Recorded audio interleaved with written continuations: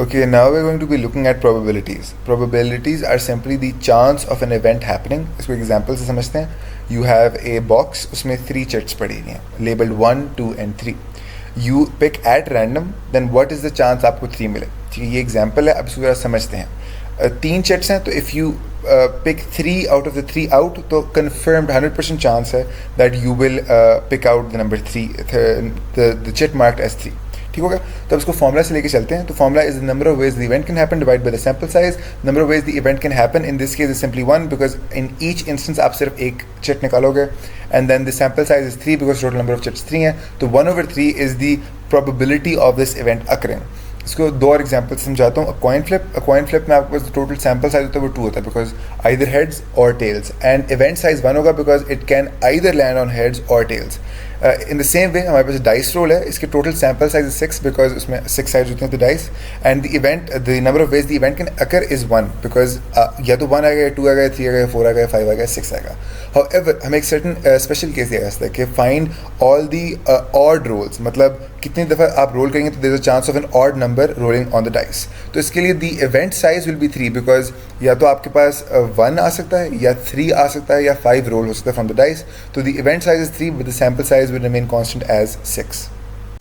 Okay, now let's talk about combining probabilities. By combination of probabilities, I simply mean the algebra or the arithmetic of probabilities. अब यहाँ पे मेरा arithmetic से क्या मुराद है? हमारे पास 2 probabilities given है, हमने उनको add करना है, तो वो किस तरह होगा and stuff like that. तो हमारे पास एक इवेंट है A, एक इवेंट है B, उनकी probabilities are PA and PB respectively. हमें एक MCQ में कहा गया है कि to find the probability together, probability of occurring together. तो अब इसका मतलब in probability terms is to find their union. तो हमने PA यूनियन B जब फाइंड करना है तो उसका फॉर्मूला होगा PA plus PB. However, this is only for disjoint sets. अगर हमारे पास overlapping sets हैं, फॉर एग्जाम्पल हमने PA यूनियन B फाइंड करना है, probability of A union B, और अगर हमारे पास ओवरलैपिंग सेट्स हैं तो फिर हम फॉर्मूला इस्तेमाल करेंगे PA plus PB minus PA intersection B.